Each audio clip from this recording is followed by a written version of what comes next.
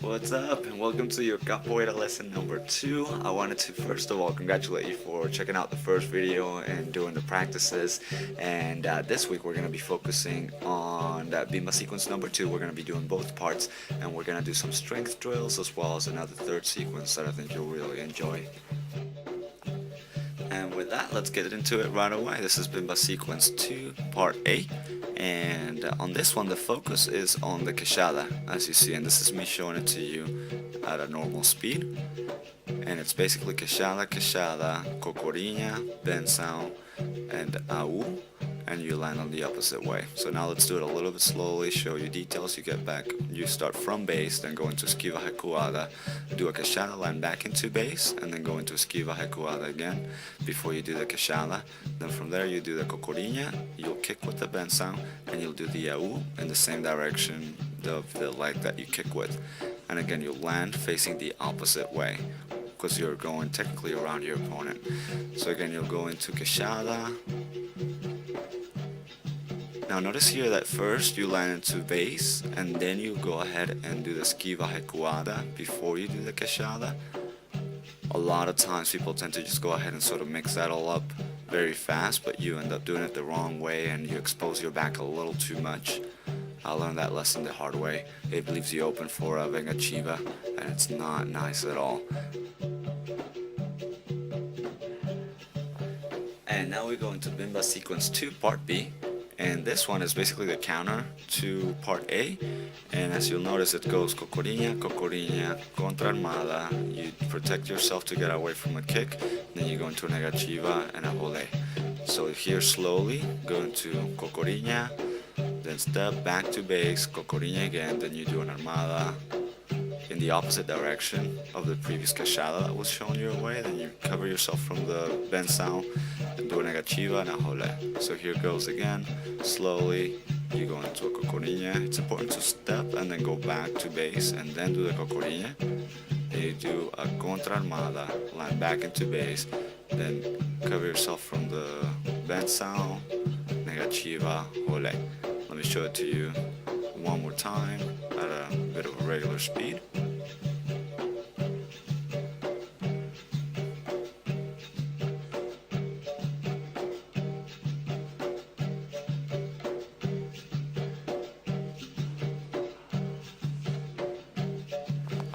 So now let's go ahead and put them together for you to see how they interact with one another. And as you'll see, it starts with a cocorinha to get away from the queixadas. And in order to get the right timing, you have to step over, go back into base, and then do the cocorinha for the second queixada to come in.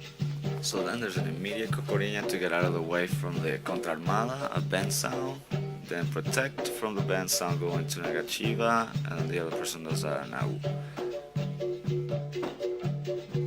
Here is one more time, just showing you the continuous sequences so it doesn't look too choppy. It's easier to understand.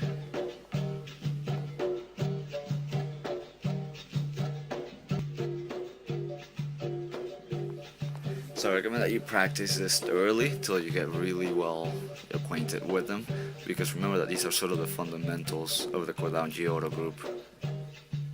So now let's go ahead and take a quick break for a couple of drills. And the first one I want to do, it's a strength training that I want to use to get your shoulders strong, so you can go ahead and do the aus, the volta por cimas, and the handstands.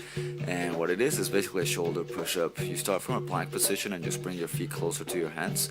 Bring your butt up way to the sky, and then go ahead and do the push-up. Now here's showing you the front way and then the side way. Now this is a little bit more intermediate to advanced, so if that's a little too hard for you, then you can go ahead and do the beginner's way, which is on your knees. The important thing you gotta know is that you gotta raise your behind to the sky and then lean forward, making sure that your shoulders are being worked out as opposed to your chest.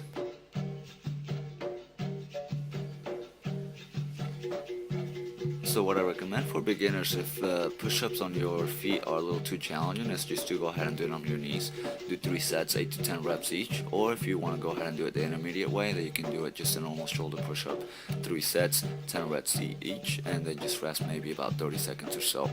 So now we're going into the second drill, which is the au volée. And the reason why I bring this up is because on the Bimba sequences 1 and 2, this is actually part of it. I just haven't added it just yet, but I want you to see it. This is me doing doing it at normal speed, and I think you may already know this, but just in case, and this is the easy way to do it. So first you do an AU, then you go ahead and crouch down, then you go into negativa, and then you do a jole. Now I'm going to show you sort of a progression so you can practice that, and once you get better with it, then you can go ahead and do the AU, then land in the crouch down position, then do a negativa, and then do a jole. Now yet another way that you can do it is you can go ahead and do the AU, and as opposed to crouching down and then bringing out the leg, you can just go ahead and keep it straight and bring it on into negativa right away, and that's basically how you do the AU jole. This is yet another way, just normal speed, for you to check out and practice it till you get comfortable, and next week I'll show you how to add it to the end of the Bimba sequence. That, and then the other side we'll actually do a cabezada, which is pretty cool. So now let's get into the third and last sequence of the video, and this is one that I really like because it uses some of the older moves. It adds a move that I wasn't too used to using before in a holda, and it's a good way to catch people off guard, as well as it teaches you good reaction time and how to react to different kicks in unexpected kind of ways with that resistencia at the end. So the way it goes, and here it is slowly, is first you start with a melo de frente avanzada. Then you will go ahead and do a esquiva lateral, go into a jole, and then go into a esporal from the bottom. Once you land, you'll go into a resistencia, and the reason why that's put in there is to get away from a kick, and here's an example. So just to show it to you one more time, again, it starts with a melo de frente avanzada, go into esquiva lateral, do a jole. Notice how I'm always looking towards the front, even when I'm doing the jole and the esporal. Then you'll do a esporal landing base and go into a resistencia.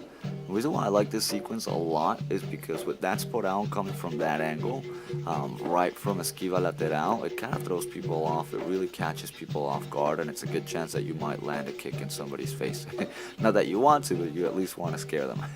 And not only that, but also at the end you'll have that resistencia, which teaches you how to receive kicks from an angle that you might not get used to if you don't have time to do a esquiva lateral or even a negativa. Alright, so this is the end of video number 2, and I just wanted to give you a big congratulations. I know it takes a lot of discipline to train on your own, but it'll pay off, so just keep it up, and I can't wait to see the results later on at the jola.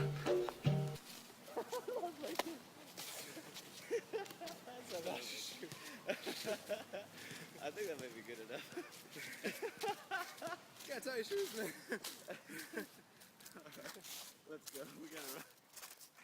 Yeah, we do.